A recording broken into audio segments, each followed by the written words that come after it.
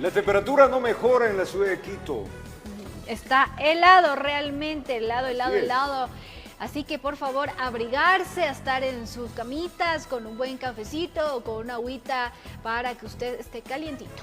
6 grados centígrados, así iniciamos esta emisión de día martes de El Comercio TV. Imagínate, 2.488.228 casos y 170.889 fallecidos. Eso en el mundo, y como lo hemos escuchado por parte de las autoridades de la OMC, lo peor está por venir, así que hay que tener realmente todas las medidas necesarias. Insistimos en esto por el bien suyo, el de su familia. Hay que quedarse en casa, hay que tomar las medidas necesarias. Si usted por alguna necesidad urgente sale, lavarse las manos.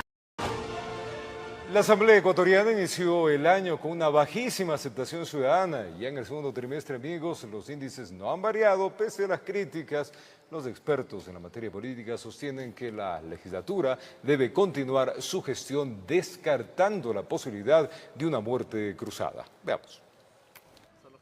En enero de 2020, apenas el 14% de la población aprobaba la gestión de la Asamblea.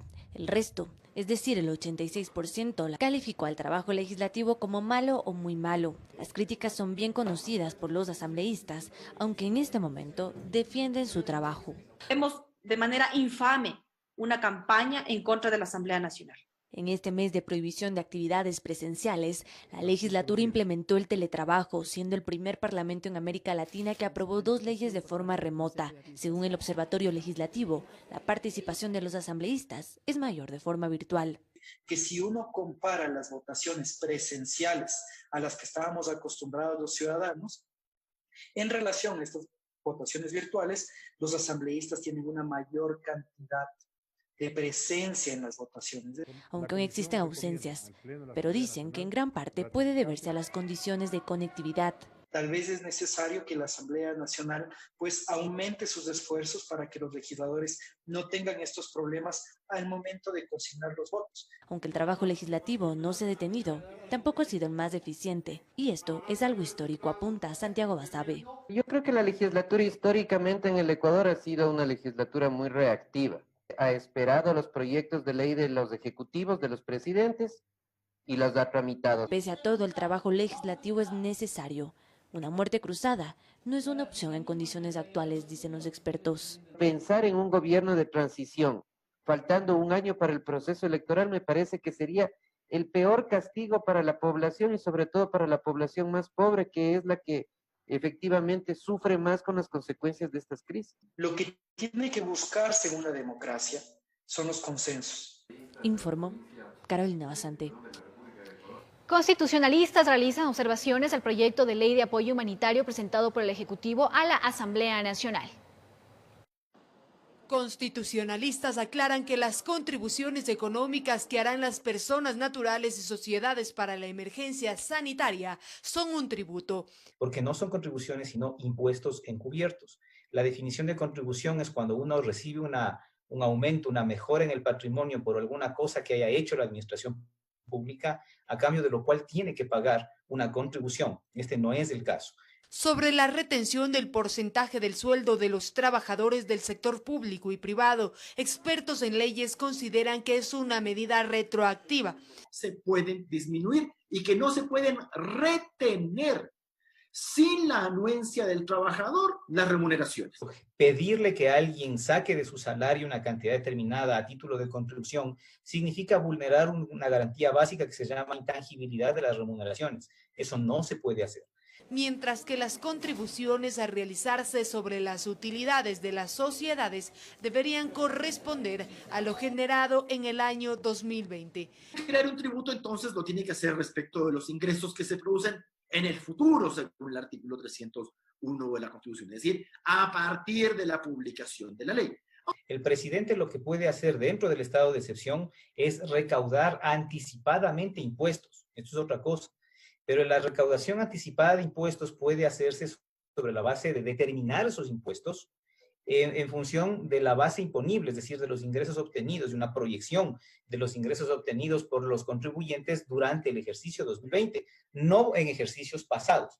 El proyecto de ley propone que el dinero se recaude en una cuenta especial de asistencia humanitaria. Sin embargo, los analistas hacen observaciones en cuanto a que el presidente de la República nombre a 5 miembros de la sociedad civil para conformar un consejo consultivo. Los tributos tienen que ser administrados por el Estado y por funcionarios, porque los funcionarios se los hacen responsables.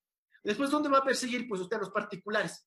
Al ser recursos que pasan de los privados para ser administrados por el sector público, se vuelven en recursos públicos y no pueden ser ni gestionados ni administrados por personas privadas. Estas son algunas de las preocupaciones legales en cuanto al proyecto de ley humanitario que se tramita en la Asamblea Nacional, informó Valeria Navarro. Este fue una pausa y al retornar, el porcentaje de descuento en pensiones de instituciones particulares está en debate. Esto lo estaremos contando al retornar acá en esta emisión de Conexión TV. Son las 7:19. Es la señal de Televicentro, 6 grados centígrados, temperatura en Quito, Distrito Metropolitano.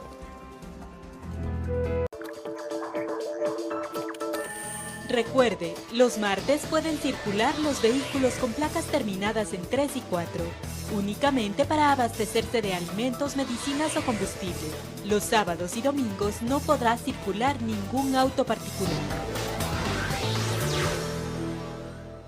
El porcentaje de descuento en pensiones de instituciones particulares está en debate. Representantes del sistema educativo privado solicitan a las autoridades que se profundice el tema, ya que varios establecimientos tienen problemas de liquidez.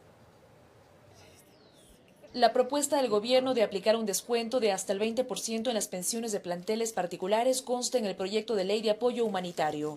En la Comisión de Educación de la Asamblea Nacional se analiza si el porcentaje debe incrementarse. Por otro lado están los representantes del sistema educativo privado, quienes solicitan que se profundice el tema de acuerdo a la realidad de cada institución. Una vez que realmente las dos partes se ponen de acuerdo, es que tú puedes decir, ok, vamos a bajarnos del 10, del 20%, pero en consenso. No se puede realmente, pues hacer tabla rasa de cada una de las realidades que vivimos. Pablo Ponce, gerente general de una unidad particular, asegura que un descuento de forma general puede poner en riesgo la educación privada. Las federaciones de este sistema educativo enviaron una carta al primer mandatario. Y es una realidad, en este momento te digo, dramática. Muchos de los colegios que nos reunimos y todo dicen, nosotros nos vamos a declarar en bancarrota. Nos vamos a declarar en quiebra porque no podemos seguir adelante. Esa realidad no le conviene al país. En el proyecto de ley consta que en el caso de que las unidades privadas realicen el descuento de al menos del 20%, el gobierno podrá entregar ayudas mediante compensaciones monetarias o no monetarias para cubrir parte de la pensión en segmentos de la población vulnerable. El ministro de Inclusión, Iván Granda, explicó el mecanismo. Compensaciones de hasta el 20% por 8 meses a instituciones educativas, con pensiones de hasta aquí $500, y ese presupuesto tiene $171.1 millones. Por el momento, el porcentaje de descuento en pensiones está en debate. Las clases en el régimen Sierra y Amazonía siguen de manera virtual, mientras que se suspendió el inicio del nuevo periodo escolar en la región Costa y Galápagos. La ministra de Gobierno, María Paula Romo, se pronunció sobre la educación superior. Y las universidades, como usted bien lo dice, muchas han seguido ya su propio calendario para poder mantener sus actividades en línea. Informó Priscila Cadena. 7:26 de la mañana, tiempo de dar la bienvenida a la ministra de Educación, Monserrat Kramer. Señora ministra, buenos días desde el panel central, estudios centrales de Televicentro. Le saluda Roberto Álvarez Vandenberg. Señora ministra, un buen día para usted. Entremos a materia. ¿Cómo está la evaluación? Y estamos una semana de las medidas tomadas por esta emergencia. La educación desde casa, ¿qué evaluación tiene usted? Buenos días. Muy buenos días. Sí, aquí hay que diferenciar primero los dos ciclos, el ciclo escolar cierre y el ciclo escolar costa. En el ciclo de escolar cierre, en efecto, se suspendió el cronograma escolar hasta el 4 de mayo. El 4 de mayo lo retomamos y finalizamos el 30 de junio. Durante esta fase ha sido una excelente experiencia de aprendizaje porque todos nos hemos alineado en la nueva dimensión en que estamos, y ahí quiero aclarar siempre que no es solo la educación virtual, esa es una herramienta, es una vía. Lo importante es adaptarnos a un nuevo escenario, una nueva forma de enseñar y aprender, que es juntos, en familia, desde la casa. En ese sentido hemos hecho un esfuerzo maratónico entre todos juntos, entre docentes, entre estudiantes y familias, y hemos dado a disposición, por supuesto, todo tipo de herramientas como radio, televisión, estamos generando pasos en teleeducación, los lineamientos y la propuesta del plan educativo COVID está en la plataforma del Ministerio de Educación. La base de este plan es precisamente el apoyo emocional y el manejo estratégico de una crisis a través de la educación. Por eso en ningún país del mundo la educación se para, porque es la mejor manera de acompañar a todas las familias a través de tutorías de las escuelas para superar esta crisis. Eso es lo que hemos hecho en la Sierra hasta el momento. A la educación particular se le dio justamente la flexibilidad de continuar, porque al inicio no sabíamos exactamente qué iba a pasar con los cronogramas. Los escenarios todos sabemos que han sido imprevisibles y vamos evaluando semana a semana. Y se les dio, por supuesto, la posibilidad de que avancen a través de sus herramientas, garantizando que de verdad están brindando estos lineamientos. En este momento le puedo decir que esa ha sido una evaluación muy satisfactoria de muchos aprendizajes y que también para el ciclo Costa estamos en ese sentido y en ese concepto que quiero que se entienda muy bien, que es muy diferente el reducir la educación solamente a lo virtual. Es decir, estoy listo. Sí, ¿estás listo a qué? ¿A aprender la computadora? ¿A conectarte con la computadora? Esa no es la educación en situación de emergencia. Estar listo para empezar la educación es estar listo a comprender que es conexión con la familia y que desde la casa, con una dimensión diferente del enseñar y el aprender. Y sin duda, señora ministra, le molesto ahí, sin duda, señora ministra, es un aprendizaje para toda la familia y para los maestros en general. A ver, ¿qué problemas se han detectado y cómo se están superando estos problemas? El gran desafío, por supuesto, en todo esto, el gran desafío es nuevamente bajar la resistencia y el bajar el hecho de luchar por mantener lo que ya no es. No importa cómo va a ser los nuevos escenarios que se vienen, pero definitivamente hay un cambio. Entonces, el gran desafío ha sido el cambio de mentalidad. El hacer comprender tanto a la sociedad como a los docentes, por supuesto, que estamos en otro modelo pedagógico, que ya no puede ser el mismo y que además del modelo pedagógico al que tenemos que avanzar es exactamente al que queríamos ir antes de la crisis. Es decir, una educación mucho más basada en contextos reales, con mucha más apertura entre familia y comunidad. Justamente eso es lo que veníamos diciendo en nuestra revisión y renovación del modelo pedagógico. Hacia allá tenemos que ir, pero ese es el gran desafío, el cambio de mentalidad, no solo de los docentes, de todos. Señora ministro, el 30 de junio se acaba el periodo escolar en la Sierra. ¿Cómo se va a evaluar a los alumnos? Es una de las preocupaciones grandes que tienen los padres de familia. Sí. Eso nos hemos manifestado desde que se hizo las primeras discusiones con todos los actores y sectores sobre dividir, por supuesto, y esa decisión se tomó previamente, antes de la crisis, dividir los procesos de promoción de bachiller al proceso de ingreso de universidad. Después se fue evaluando de qué manera sería esta evaluación en efecto y este examen de grado, porque ya nuevamente el concepto como tal de ser bachiller ya no va, eso ya está clarísimo. El examen de grado en estos momentos y dadas las circunstancias no es posible tampoco la clásica evaluación. Y en ese sentido iremos con un proyecto integral, multidisciplinario, para como examen de grado. Este proyecto tiene sobre 2 puntos. Un punto, el proyecto de participación estudiantil, que ya lo vinieron haciendo en el año 1 y 2 de bachillerato, y 7 puntos en el récord académico, la evaluación progresiva, que identifica claramente los hábitos de disciplina y de excelencia y rendimiento de un estudiante. Esa será la evaluación para la promoción de bachiller. ¿Por qué se retrasó el inicio de clases allá en la costa, claramente, señora ministra? Sí, quizás porque, bueno, analizando con el COE, por supuesto, la propuesta, como insisto, de educación es no parar nunca, en el sentido de que, como decía, este manejo de la crisis, el apoyo emocional es indispensable. Sin embargo, analizando circunstancias reales del ciclo actual de la emergencia sanitaria, todavía no es el momento, porque de verdad están en un momento crítico en la costa y el iniciar clases obviamente moviliza, estresa, perturba, aunque sea en esta modalidad desde casa que le estoy diciendo, pero todavía el adaptarse a esa nueva modalidad es muy diferente a lo que pasó en la sierra, porque en la sierra era el segundo trimestre, ya se conocían estudiantes y alumnos, ya estaban en un ritmo.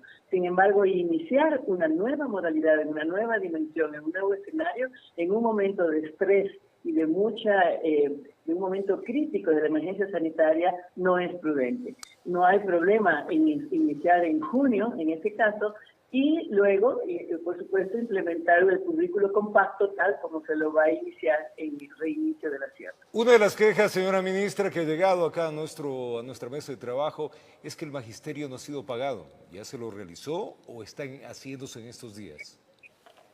No, el magisterio fue pagado hace semana y media, totalmente. Y eso, primero el ministro de Finanzas anunció que en efecto había habido un retraso, por supuesto, por todas las prioridades de emergencia sanitaria. Luego se procedió a pagar progresivamente de acuerdo a las zonas más afectadas. Y en este momento todo el magisterio y toda la función pública está al día en los sueldos. En el caso... Dígame usted, señora ministra.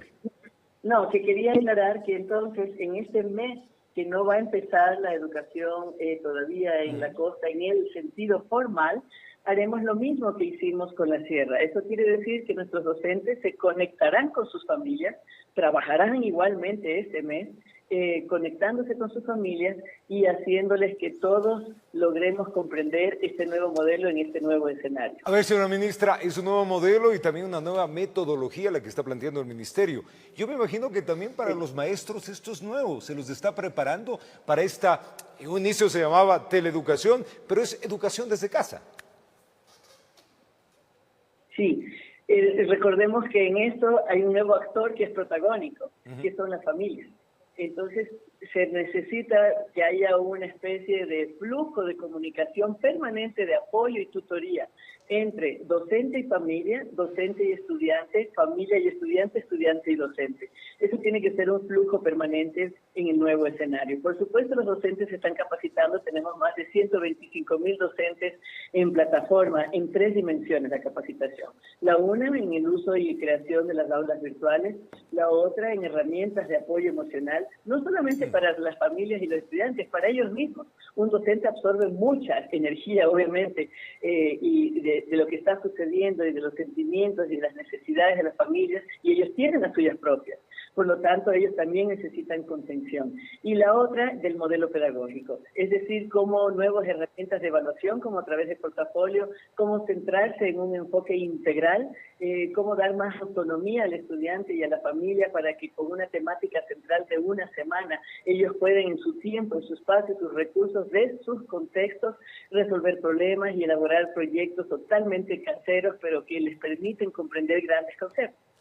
En la zona de la ruralidad, señora ministra, ¿cómo está el tema de la preparación de esta misma metodología? ¿Cómo se está llevando? Entendemos que en un inicio estamos haciéndolo a través de la radio y la televisión tradicional, pero hay ofrecimiento del Ministerio de Telecomunicaciones de extender ya toda la red hacia el país entero y con esto facilitaríamos e incorporaríamos también a estos alumnos a la tecnología. Así es. En conversaciones, en diálogos con Mintel y también CNT, que nos han apoyado mucho hasta el momento, y en eso debo decir que nos han apoyado, por ejemplo, el soporte de la plataforma. El Ministerio de Educación tiene más de 450.000 usuarios permanentes de la plataforma, entendiendo que no es una plataforma interactiva, es una plataforma donde acuden a ver todos los lineamientos y todos los recursos y links a otras plataformas, es decir, infinitud de recursos. Y eso sin empezar a decir que las clases necesitan cosas. Es decir, que el soporte que tenemos es muy fuerte y aparte de eso tenemos más de 4 millones de visitas y 2 millones de descargas. Quiere decir que está funcionando muy bien. El Ministerio de Educación en ese sentido, gracias al apoyo de Mintel y CDT, está saliendo adelante muy bien. El punto que usted dice, sí, en efecto hemos conversado y la propuesta es esa. La propuesta es apoyarnos con mucha mayor conectividad. Nosotros ya hemos enviado toda la información muy localizada, muy precisa de las zonas, número de estudiantes, beneficiarios y también docentes, porque recordemos que también los docentes necesitan servicios de conectividad y de pago de cuentas de conectividad, a ellos poder realmente comunicarse con sus estudiantes. En eso estamos y estamos a dar pasos próximamente. Eso le iba a decir, ¿hay una fecha prevista, señora ministra, para comenzar ya a tener la integración total? Porque es básico, ahora con todo lo que estamos viviendo, el país necesita ya el Internet, es un servicio básico, es como el agua, como la electricidad. Sí, esas son las conversaciones que estamos con Mintel, esa es precisamente la propuesta también del Mintel y estamos esperando hacerlo lo más pronto posible. Señora ministra, hay una preocupación sobre todo los padres de familia, de los colegios privados. ¿Cómo se va a hacer con el tema de las pensiones? ¿Qué disposición, qué ha hablado usted con los rectores, los dueños de los colegios privados referente a la emergencia? Porque una es la emergencia sanitaria que tenemos, por obvias razones se está haciendo todo lo que estamos hablando, pero la otra es la emergencia económica, consecuencia de la anterior. Así es una emergencia económica que afecta absolutamente a todos, donde quiera que estemos, y en cualquier estrato o nivel de recursos y cualquier rol profesional y económico, eso lo sabemos. Por eso hemos insistido desde el inicio, hemos insistido que las partes tienen que llegar a acuerdos y establecer compromisos, las partes, porque por un lado los padres están muy afectados, pero tienen que justamente identificar cuál es su problema exactamente, porque cada comunidad educativa, como hemos dicho, son muy diferentes. Hemos dicho, hay instituciones particulares que están en lugares muy aislados y tienen una pensión de $3. Hay instituciones particulares urbanas, centrales, que tienen pensiones más de $1.000. Por lo tanto, es imposible generalizar. Y lo que se les ha pedido es, por favor, identifiquen juntos realmente los problemas y la situación de sus familias, de la comunidad educativa, y busquen mecanismos para ayudar a los que necesitan, para comprometerse a continuar los que sí pueden, y para que las instituciones educativas también ofrezcan ventajas, plazos, etcétera, que se vea un esfuerzo donde no se afecte, por supuesto, el profesorado, que es lo fundamental también, mantener los empleos también en este momento, y hasta por la calidad educativa, pero que por supuesto haya una cadena de valor que pueda fluir. Eso no se puede lograr si no hay acuerdos reales y compromisos. Y creo que lo que ha fallado, en muchas no, en muchas hay unas iniciativas geniales de planes de contingencia, de pensiones diferenciadas, de compromisos tripartitos, de comisiones de identificación, de descuentos progresivos y preescolar prácticamente no cuesta nada, en fin, modalidades diferentes, si es virtual cuesta tanto, si es presencial va a costar tanto, si es de estudio en casa, homeschooling, cuesta tanto. Todo eso ha habido en cantidad de instituciones propuestas, pero hay otras que todavía se resisten al cambio y se quiere trasladar toda la situación presencial a una situación virtual con las mismas condiciones, con la misma mentalidad, con el mismo modelo pedagógico, y eso impide ciertos diálogos y acuerdos. Por lo tanto, la única solución son acuerdos y compromisos de las dos partes. O sea, las dos partes tienen padres y alumnos, en este caso hablar con su colegio y encontrar con la institución pues los acuerdos necesarios. ¿Cómo está el tema? Este es un cambio radical de conceptos y es interesante lo que usted está contando, porque de esa manera hay que tomarlo, un cambio radical en el modelo educativo que se apresuró por la llegada de este virus, pero que tarde o temprano todos íbamos para allá, y esto es una consecuencia evidentemente de los ajustes que se va haciendo. ¿Cómo está el tema finalmente, señora ministra, de la alimentación escolar? ¿Cómo se va a manejar esto? Eso está justamente se lo está revisando en estos momentos también en el COE Nacional. La primera propuesta por parte del Ministerio fue precisamente tratar de hacerlo a través de instancias, de otras diferentes instancias, y entregar la alimentación, por supuesto, a todo el Plan Nacional de Alimentación, dada la emergencia. Sin embargo, pues como la Constitución, que es una obligación del Ministerio de Educación, y porque si se logra hacer a través de las escuelas, se logra una repartición mucho más efectiva, ágil y sistematizada, que permite un registro sistemático de los beneficiarios, se propuso desde el COE, la resolución fue que se lo haga a través de las escuelas. Sin embargo, en estos momentos, dado nuevamente la crisis y el nivel crítico de la epidemia, de la emergencia sanitaria, se está revisando posibilidades hay para asegurar esta situación. Y en ese sentido, justamente anunciamos precisamente hace una semana que se está revisando de qué manera y qué mecanismos utilizar para que este proceso de la alimentación escolar llegue realmente a los beneficiarios de manera de seguridad sanitaria. Señora ministra, agradecerle infinitamente por habernos acompañado estos minutos acá en esta emisión en Televicentro. Desearle que la salud esté bien, agradecerle por el trabajo y pronto volveremos a conversar sobre la educación y los cambios que se está planteando. Por supuesto y gracias. Gracias a la ministra Montserrat Kramer, ministra de Educación, conversó con nosotros. Tiempo de una pausa, ya venimos. El toque de queda en todo el país es desde las 14 horas hasta las 5 de la mañana. Se restringe la circulación excepto para las actividades esenciales. Quien incumpla será sancionado. La primera vez con $100, la segunda vez con un salario básico y la tercera vez con prisión. El plan piloto para iniciar actividades en el sector de la construcción entrará en funcionamiento una vez que sean aprobados los protocolos por el Comité de Operaciones de Emergencia COE sobre las medidas que deberán ejecutarse en los proyectos para precautelar la seguridad de los trabajadores. Incierto es el tiempo que tomará para que el plan piloto en el sector de la construcción se ponga en marcha, dejando atrás que iniciaría este lunes. En lo que no tiene reparos la Cámara de la Construcción. Esta semana vamos a dedicarnos conjuntamente con la autoridad a revisar los protocolos para que sea el COE, que es la instancia quien debe aprobar, y tengamos las reglas de juego claras en pos de la seguridad de los trabajadores y de todas las personas que es del quehacer de una construcción. Habrían sido los propios constructores quienes solicitaron a las autoridades que se postergue la fecha, con la finalidad de ajustar ciertos temas en los 25 proyectos con los que se arrancará. Será el Comité de Operaciones de Emergencia COE quien escoja los mismos. Uno de estos, por ejemplo, es la ubicación de los proyectos, ¿sí? La cercanía de los obreros al proyecto. Proyectos que estén en diferente estado de construcción. Proyectos del sector público, del sector privado.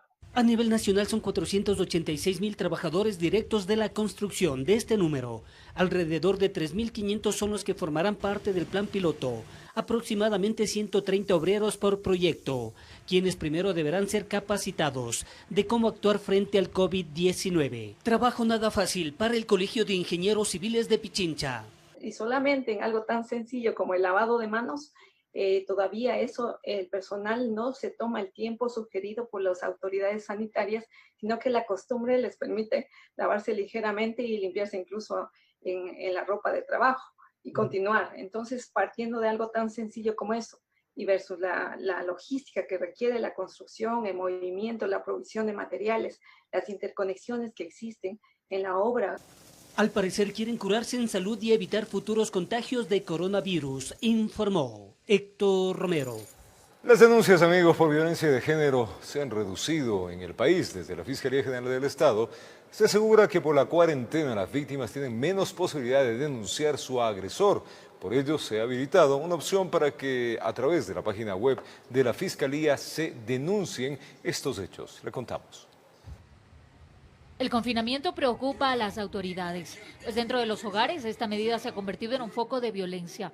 Según cifras de la Fiscalía General del Estado, desde el 20 de marzo hasta el 4 de abril se han registrado 413 denuncias a escala nacional, donde se abarcan delitos como abuso sexual, acoso sexual, violación, violencia física contra la mujer y violencia psicológica. Y aunque las cifras no son elevadas, esto no quiere decir que los números se hayan reducido. Todo responde a un motivo, explica Juana Fernández de la Fiscalía General del Estado. En el contexto de crisis, muchas de las víctimas son coartadas de su movilidad, sobre todo de parte de sus agresores, les aíslan totalmente. Es decir, el aislamiento es un aliado estratégico para perpetrar la violencia, manteniendo a la víctima incomunicada con su exterior. Por tomar un ejemplo, solo en estos 20 días hubo 120 denuncias por abusos sexuales y 79 denuncias por violaciones en el contexto de la crisis sanitaria. Las provincias donde hay mayor incidencia en los delitos relacionados con violencia de género son Pichincha con 71 denuncias, Guayas 60 denuncias, Pastaza 35, Imbabura 27 y Esmeraldas 23. Antes de la emergencia sanitaria se tenían al menos 357 denuncias semanales por delitos sexuales y durante la emergencia sanitaria, el promedio semanal es de 67 denuncias. Es decir, que hay una reducción de al menos el 81% de las denuncias. Muchas de las víctimas no van a poder pedir auxilio en este contexto de crisis sanitaria o movilizarse a las unidades judiciales, unidades de flagrancia para poner la denuncia. Frente a esta problemática, la Fiscalía General del Estado habilitó una opción para denunciar delitos relacionados a la violencia de género. Solo tiene que ingresar a www.fiscalía.gov.es, dar clic en violencia de género. Allí encontrará un instructivo de cómo realizar la denuncia. Usted deberá llenar todos los campos y finalmente enviar la denuncia. Se recuerda a la ciudadanía que las unidades de flagrancia están habilitadas para la atención a escala nacional. Puede acercarse al UPC más cercano, llamar al 1-800-delito o al ECU 911. La idea es que la violencia no quede impune y se pueda judicializar a los agresores. Informó Marilyn Jaramillo. Y este lunes, varias zonas del sur de la capital registraron un importante movimiento comercial, además de una gran carga vehicular. En tanto, los alrededores del mercado mayorista mantuvieron un mejor orden en el ingreso. Varias de las principales avenidas del sur de la capital registraron una importante carga vehicular. En ciertos sectores parecía que la cotidianidad había regresado. Pitos y trancones eran parte de la dinámica. Largas filas de personas esperaban ingresar a las entidades bancarias, mientras comerciantes informales aprovechaban para ofertar sus productos. Más o menos porque la competencia está tan fuerte. Unos $5, $6 se sale. Algunos ciudadanos se sorprendían del gran movimiento comercial. Mencionaron que ver tanta gente les causaba temor. Para ingresar hay demasiada gente. No, me salí de la cola porque no hay cómo. Está, por ejemplo, de aquí hasta la entrada 5 está el ingreso por el banco. Otros aseguraban que salían por trámites impostergables. Hipertensa, entonces trato de que mi esposo está haciendo la cola por mí y yo estoy aquí mientras él pueda entrar. Cuando hay necesidad toca salir, si no, toca quedarse en casa mejor. En los espacios cercanos a los mercados, los vendedores se quejaban del incremento de precios, lo cual al parecer ha disminuido sus ingresos diarios. Antes costaba $25, ahora $21. Para nosotros también es un riesgo vender así, estar vendiendo así, porque es un riesgo para nosotros, pues. Pero como le decimos, no tenemos para comer, pues salimos también a arriesgar nuestras vidas a vender. En el mercado mayorista continúan los controles, sin embargo las filas de autos para ingresar fueron más cortas. Organismos de respuesta y socorro perifoneaban cada sector, sugiriendo a la población el uso de mascarillas y guantes, y enfatizando que la mejor medida para evitar contagios de coronavirus es quedarse en casa, informó Sofía Vintimilla. Este puede ir a Santo Domingo, ya se han instalado arcos y túneles de desinfección como medida de prevención. Habitantes de varios sectores de la ciudad ingenian mecanismos para evitar la propagación del COVID-19. Las iniciativas ciudadanas para prevenir el COVID-19 también se han hecho presentes en Santo Domingo. La construcción de túneles y arcos de desinfección son, por ejemplo, una medida que se generaliza. En la entrada de la ciudad de Santo Domingo, un empresario privado, él hizo una torre similar para hacer la desinfección en la entrada de la ciudad. Y nosotros hemos tomado la misma idea y hacerla en la entrada del conjunto. El objetivo principal del líquido es que el momento que se fumiga, inmediatamente mata cualquier virus que tenga, que transporte el camión. Con mucho ingenio, los vecinos de la urbanización Los Almendros se unieron para elaborar un arco de desinfección y de esta manera evitar que el virus ingrese en los vehículos. Aportando cada uno con un tubo, con accesorios, con bombas, con tanques, hemos podido hacer este arco. Para la desinfección, ellos utilizan químicos amigables con el medio ambiente e inofensivos para los seres humanos. El amonio cuaternario es el único químico probado, el amonio de quinta generación, con el cual se puede fumigar y que se tiene la exactitud de que a los 30 segundos la bacteria muere. Empleando elementos primero que sirven para realizar la limpieza. En segundo lugar, que sean biodegradables. Esto quiere decir pues que seamos conscientes tanto con el ser humano como con el ecosistema. Esperan que esta acción sea replicada en otros sectores de la ciudad, pues aseguran no es costoso pero sí muy útil. Casi no se ha invertido más que en los aspersores y recomendamos para que nuestros hermanos santodomingueños, nuestros vecinos de los cantones aledaños, pues se sigan sumando en estas iniciativas para el bien de nuestras familias. Vale recalcar que la medida más eficaz para evitar que la pandemia siga propagándose sigue siendo quedarse en casa. Desde Santo Domingo de los Áchilas, informó Gisela Moreira Lor. Y en Riobamba, una adulta mayor murió en plena vía pública. Según los familiares y la policía, no tenía síntomas de COVID-19. Las autoridades investigan ese caso. En Riobamba, una adulta mayor de 65 años de edad se habría desplomado y fallecido sobre la acera. Según personal de la DINASED, se desconocen las causas de su muerte, pero que familiares advirtieron que no tenía síntomas de COVID-19. Lo que manifiestan familiares que se encontraba en tratamiento médico por problemas de artritis. El día de ayer se había puesto un poco mal, le trasladan a este lugar a que tomen signos vitales y al salir de este centro geriátrico se desmaya y fallece a las afueras del lugar.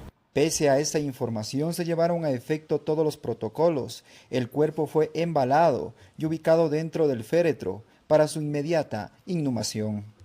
Siguiendo el protocolo de manejo de cadáveres extrahospitalarios, el cadáver ya fue embalado, está en su ataúd. Mientras tanto, moradores del sector pedían que se fumigue el lugar, temen ser víctimas de contagio del coronavirus, que hasta el momento ha cobrado la vida de 24 personas en Chimborazo y más de 112 positivos. Creo que las autoridades deben tomar cartas en el asunto y fumigar no solo donde hay muertos, sino a nivel de ciudad.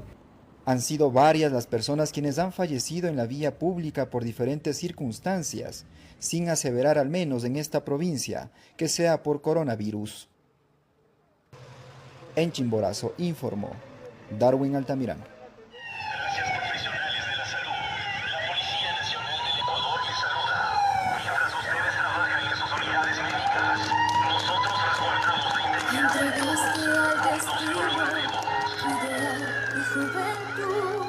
Enrumbando tu camino por tu hermano, su salud. Con pasión te preparaste para esta noble misión de cuidarnos por entero sin ninguna condición. No ves razas ni edades, ni a la gente su color. Cuidas pueblos y ciudades sin tener ningún temor. Son nuestros ángeles, blancos ángeles, que cuidan nuestras vidas con su amor. Son como ángeles, blancos ángeles, que luchan noche y día con pasión. Son nuestros ángeles, blancos ángeles, dan su vida por cumplir con su misión. Son como ángeles, blancos ángeles, de Dios siempre tendrán su bendición. Son nuestros ángeles, blancos ángeles, que cuidan nuestras vidas con su amor. Son como ángeles, blancos ángeles, que luchan noche y día con pasión.